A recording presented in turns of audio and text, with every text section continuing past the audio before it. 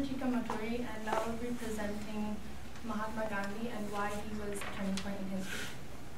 I'm going to be pretending to be a teacher in present-day India and its Independence Day. Namaste, bache. As you all know, Ravi, put your iPhone, my phone away, or whatever they call it. Today's date is August 15th, also known as India's Independence Day. 65 years ago, in 1947, our Bharat became a free nation. Off the top of their head, can anyone suggest sorry, look at me, rambling on. Can anyone suggest a few of the influencing political figures during this time period? Priya. Mahatma Gandhi, of course. Anyone else? No one. Well, it's true.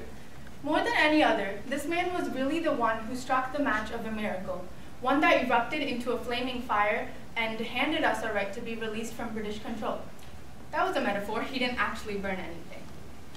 While one has probably heard the name Gandhi several times and associates it with India, they know little about him compared to natives like ourselves. So today we are going deeper into his extraordinary work. Mohandas Karamchand Gandhi, which is his full name, like everyone else, had a childhood. Ravi, I think you are still in your childhood. Please put the gadget away and listen. Hey, Ram. Yesterday we talked about the major events of his life, like born October 2nd, 1869, and assassinated, well, we'll get to that later. At just 13 years old, he was married, but don't be alarmed, wedding at a young age was quite common back then. This class, we are going to focus on why he was so important and how he changed the modern world. Have you ever wondered what gave Gandhi the motive of overthrowing the British in the first place?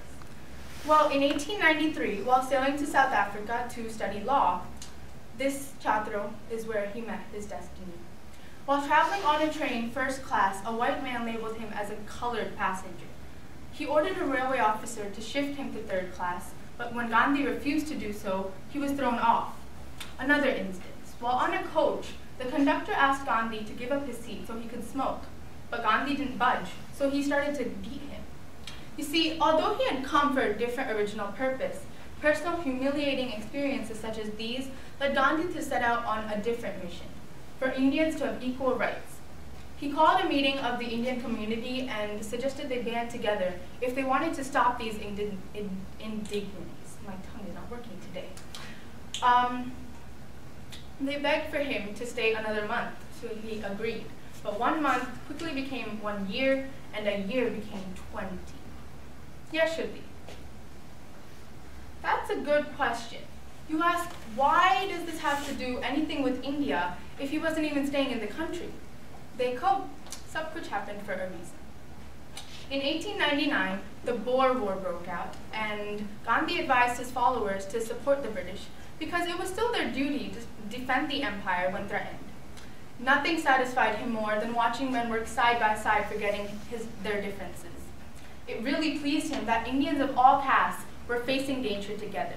And guess what? In 1902, when the war ended, the British victory. Here's something you might find surprising. Even a hero like Gandhi went to prison numerous times, and while in jail, he took hunger strikes. This meant he refused to eat a single thing as a form of protest, and others followed him. At one time, there were about 50,000 on strike and several thousand in prison. An American biographer wrote, in the end, General Smuts did what every government that ever opposed Gandhi has to do. He yielded. And in this case, not meaning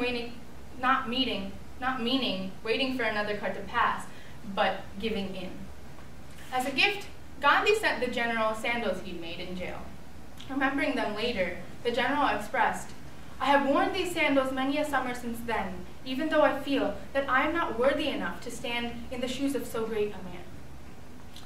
Gandhi finally returned home in, forgive my memory, yes, 1915. He appeared in public in simple attire, white cotton cloth wrapped around him, with a shaved head. This is the image most of us picture when recalling Gandhi, isn't it? Well, everyone knows what's in the middle of the Indian flag, right? A spinning wheel. This came from the fact that Gandhi encouraged Indians to weave their own clothes. Isn't that interesting? During his travels, Gandhi also met Rabindranath Tagore. Does anyone know who he was? Yes, Ravi. Look who decided to raise his hand. A poet or something. I worry for this generation. Yes, Tagore was a great poet and writer, the first Indian to win the Nobel Prize. So proud. It was he that first started to call Gandhi Mahatma, meaning great soul, and the name stuck. In 1930, because of the SALT Act, wait, I missed something. 13th April 1919, the Amritsar massacre. If there were televisions back then, the news reporter might have sounded something like this. Hundreds have been killed and more than 1,000 wounded. In Jallianwala Bagh Square, General Dyer's troops opened fire on this group, unaware of his recent law banning any public meetings or assemblies. It is an embarrassment to the British and devastation to... Ravi, you on the phone again. I will give you one good thappad with this ruler. Would you listen to me? No, I shouldn't. I would be dishonoring Gandhi. It is better to forgive than to punish, his words exactly. Now, pay attention. After all, it is he who saved you. In 1930, because of the SALT Act, Gandhi suggested retrieving their own salt from the sea. See, class, the things this man did might appear perfectly absurd, but you might say it is this insanity that drove our country towards liberty. At his first public speech in India, he was ashamed at having to talk to his own countrymen in another foreign language. Yet he is the sole reason why I am able to even address you in Hindi today, and you can understand it.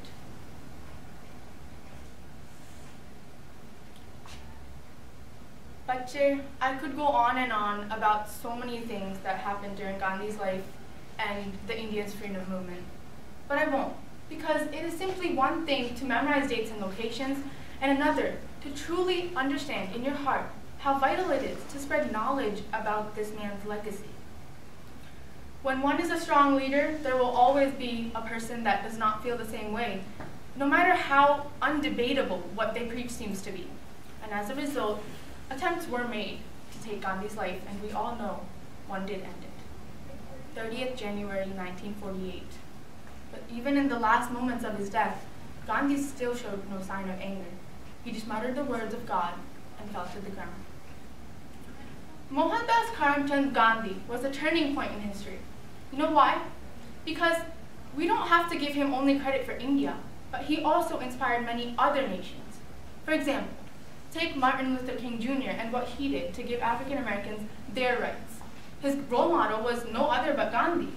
Without either of them, our daily lives would not include many people of different ethnicities. His message of passive resistance and its impact in India left behind a huge footprint on our world today. How many of you think war can solve every conflict? Proves my point right there. No hands went up.